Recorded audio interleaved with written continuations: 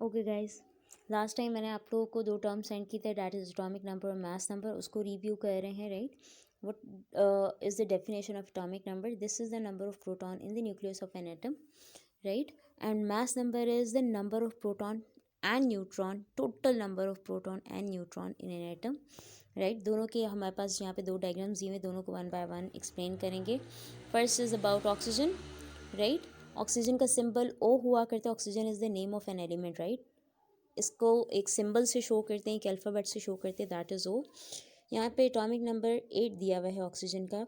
Atomic number 8 mean the number of proton in the nucleus of oxygen is 8.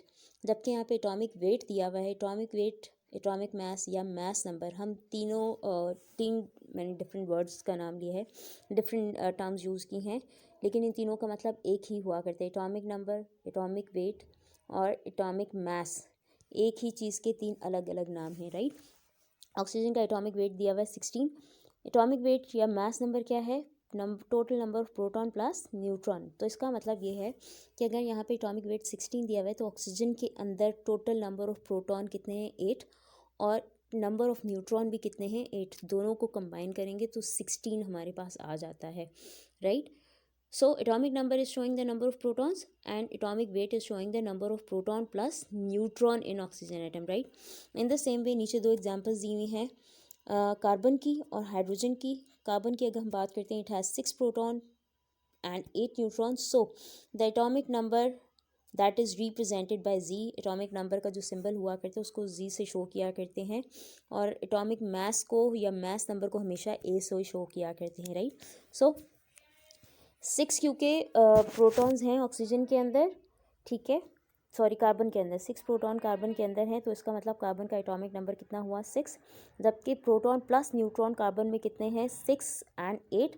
So the mass number of carbon is 14. In the same way if we talk about hydrogen, hydrogen has 1 proton, so atomic number of hydrogen is 1. And hydrogen has 1 proton plus 2 neutrons. So by taking the sum of these two, we can calculate the mass number, and the mass number of hydrogen is 3. And mass number is represented by an alphabet that is capital A, right.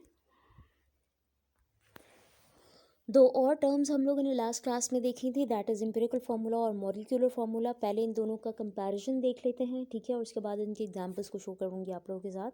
Empirical formula of a compound is the chemical formula that gives the simplest whole number ratio of the atoms of each element.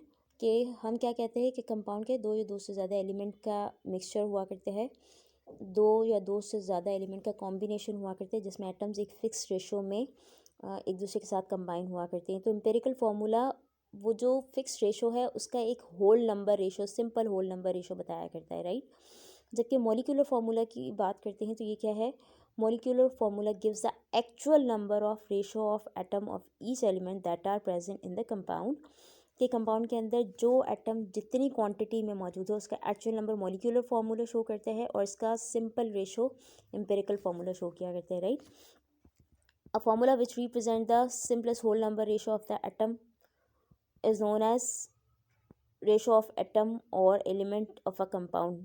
Simple form में जो formula simplest ratio को show कर रहा है उसको empirical formula कहते हैं, और वो फार्मूला जो एक्चुअल नंबर ऑफ एटम्स को शो कर रहा है एलिमेंट्स के कंपाउंड में उसको हम मॉलिक्यूलर फार्मूला कहते हैं, राइट.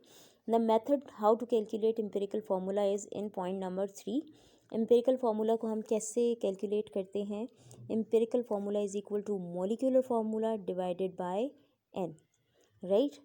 n और मॉलिक्यूलर फार्मूला की बात करते हैं तो उसको किस तरह से कैलकुलेट करते हैं? That n is equal to molecular mass divided by empirical formula mass. तो आपके पास n की वैल्यू आ जाया करती है, राइट. एम्पिरिकल फार्मूला की अगर हम बात करते हैं तो ये मॉलिक्यूल्स के लिए भी यूज़ होता है और आयनिक कंपाउंड्स के लिए भी यूज़ हुआ करता है. अब मॉलिक्यूल्स और आयनिक कंपाउंड क्या हैं? आयनिक कंपाउंड ऐसे कंपाउंड्स हैं जो कि चार्ज स्पीशीज़ से मिलकर बनते हैं, पॉजिटिव और नेगेटिव चार्जेस के कॉम्बिनेशन से बनते हैं जो कंपाउंड, उन कंपाउंड्स को हम कहते हैं आयनिक कंपाउंड. जबकि वो मॉलिक्यूलर कंपाउंड कौन से होते हैं?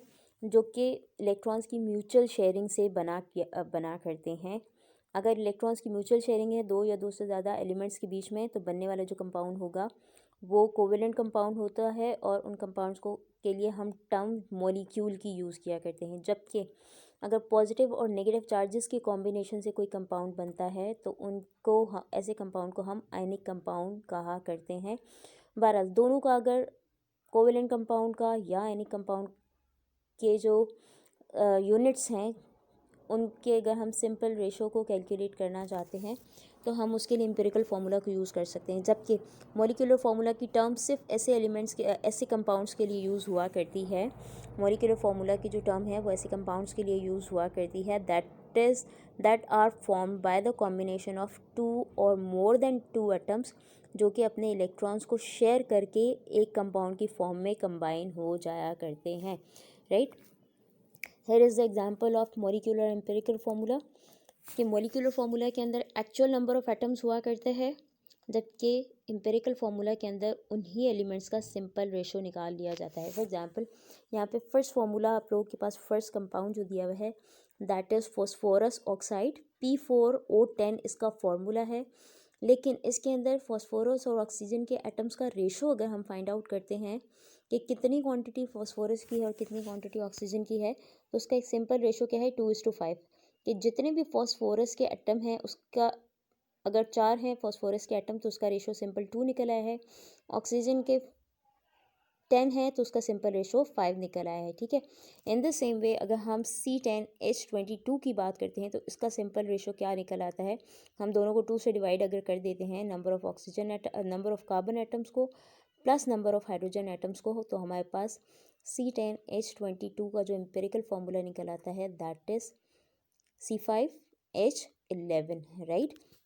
इन द सेम वे थर्ड हमारे पास एक और कार्बोहाइड्रेट का कंपाउंड दिया हुआ है, उसका मॉलिक्यूलर फार्मूला है, एक्चुअल फार्मूला है C6H18O3। लेकिन अगर हम इसका सिंपल इन तीनों एलिमेंट्स का कार्बन का, हाइड्रोजन का और ऑक्सीजन का एक सिंपल रेशो निकालते हैं तो हमारे पास इसी कंपाउंड का जो एम्पिरिकल फार्मूला आता है वो C3 है, H6 है, O है, यानी कार्बन इस मॉलिक्यूल का 3 टाइम्स है, हाइड्रोजन 6 टाइम्स है और ऑक्सीजन 1 है, ठीक है। इसी तरह एक और कंपाउंड है, ये भी कार्बोहाइड्रेट, एक टाइप का कार्बोहाइड्रेट ही है और इसका फॉर्मूला है C5H12O। इसको हम सिंपल में नहीं कन्वर्ट कर सकते क्योंकि हमने एम्पिरिकल फार्मूला के लिए क्या कहा कि होल नंबर रेशो, अगर हम इसको 2 से डिवाइड करते हैं तो हमारे पास जो आंसर आएगा वो पॉइंट्स की फॉर्म में आएगा, और कभी भी एम्पिरिकल फार्मूला पॉइंट्स की फॉर्म में नहीं हुआ करता। Empirical formula is the simple whole number ratio among different atoms. तो किसी भी कंपाउंड का एम्पिरिकल और मॉलिक्यूलर फार्मूला कभी कभी सेम हो सकता है, मोस्टली ये डिफरेंट हुआ करते हैं, ठीक है। क्योंकि यहाँ पे ऑड नंबर C5 है, H12O है, इसको हम सिंपल में कन्वर्ट नहीं कर सकते, सो जो इसका मॉलिक्यूलर फार्मूला है वही इसका एम्पिरिकल फार्मूला है। In the same way there is another compound of nitrogen और ऑक्सीजन, नाइट्रोजन का ऑक्साइड है ये, right, that has N2O4, and when we calculate the simple whole number ratio of these two elements in that compound, the empirical formula would be NO2, right। so guys, इस चीज़ से empirical और molecular formula से relevant कोई भी confusion है तो आप लोग मुझे टेक्स्ट ज़रूर करेंगे ताकि मुझे पता चले कि बात समझ आई है या नहीं आई है। Thank you.